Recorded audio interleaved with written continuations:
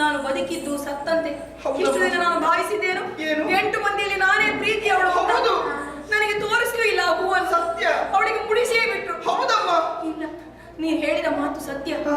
ನಾನು ಬದುಕಿ ಉಳಿಯಬಾರದು, ಹಾಗೆ ಅಂತ ಆತ್ಮಹತ್ಯೆ ಮಾಡಿಕೊಳ್ಳಬಾರದು. ಯಾಕಮ್ಮ? ಆತ್ಮಹತ್ಯೆ ಮಹಾಪಾಪ.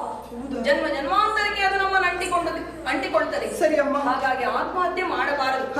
ಆದರೂ ನಾವು ಬದುಕಿದ್ದು ಸತ್ತಂತೆ ಇರುವುದಕ್ಕಾಗ್ತದೆ. ಅದೇ ಹೇಗಮ್ಮ? ಹೌದಾ? ಅದಿರೋದು ಅದು ಈ ಹೆಣ್ಣು ಮಕ್ಕಳು ಇಂಥದನ್ನು ಮಾಡಲೇಬೇಕು. ನನಗೂ ಬೇಕು ವಿಷಯ. ಹೇಗೆ ಗೊತ್ತಾ? ಹೇಗೆ?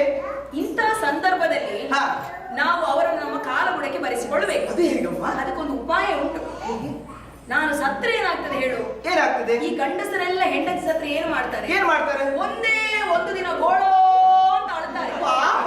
ನಾಳೆ ಇನ್ನೊಬ್ಬಳನ್ನು ಕಟ್ಟಿಕೊಳ್ಳುತ್ತಾರೆ. ಅಮ್ಮ, ನಿಮ್ಮ ಗಂಡ ಹಾಗೆ ಮಾಡ್ಯಾರ? ನನ್ನ ಗಂಡ ಹೌದು. ಇವತ್ತು 8, ನಾಳೆ 18 ಕಟ್ಟಿಕೊಂಡಾರು. ಇವತ್ತು ನಾನಿರುವ ಕಾರಣ 8ಕ್ಕೆ ನಿಂತಿರೋದು. ಹಾಗಾಗಿ ನಾನು ಆತ್ಮಹತ್ಯೆ ಮಾಡಿಕೊಳ್ಳೋಳಲ್ಲ, ಸಾಯುವುದಿಲ್ಲ. ಬೇಡಮ್ಮ. ಒಮ್ಮೆ ಸರಿಯಾಗಿ ನೋಡು. ಎಷ್ಟು ಚಂದ ಕಾಣ್ತೀರಮ್ಮ ಇವತ್ತು ನೀವು. ಯಾರಿಗೆ ಬೇಕಾಗಿ ಶೃಂಗಾರ? ಊರವರಿಗೆ ಚಂದ ಕಾಣುವುದಕ್ಕಾಗಿ. ಊರವರಿಗೆ ನೋಡುವುದಕ್ಕಾಗಿ ಹೆಣ್ಣು ಮಕ್ಕಳು ಶೃಂಗಾರ ಮಾಡಿಕೊಳ್ಳುವುದಲ್ಲ.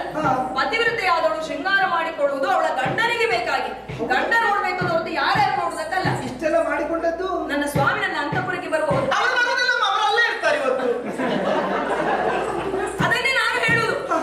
ಹಾಗಿರುವಾಗ ನನಗೆ ಅಲಂಕಾರ ಯಾಕೆ? ಎಲ್ಲ ಅವಳಿಗೇನು? ಅವಳಿಗೆ ಸ್ವರ್ಗಲೋಕದ ಸುಮವಂತೆ.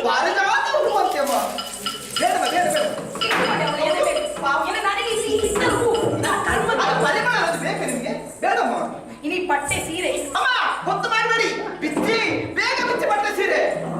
ಅಂತಃಪುರದಲ್ಲಿ ಸಖಿಯರೆಲ್ಲ ಸೇರಿದ್ದಾರೆ. ಮಾನಕ್ಕಾಗಿ ಉಟ್ಟಂತ ವಸ್ತ್ರವನ್ನು ಬಿಚ್ಚಬೇಕೇನೆ? ಮಲಿನ ವಸ್ತ್ರ ಉಟ್ಟುಕೊಳ್ಳಿ ಅಮ್ಮ. ಹೌದು, ಸರಿಯಾಗಿ ಹೇಳಿದೆ. ಈ ಅಲಂಕಾರ ನನಗೆ ಬೇಡ. ಎಲ್ಲ ಆಭರಣವನ್ನು ಕಳಿಸ್ತೇನೆ.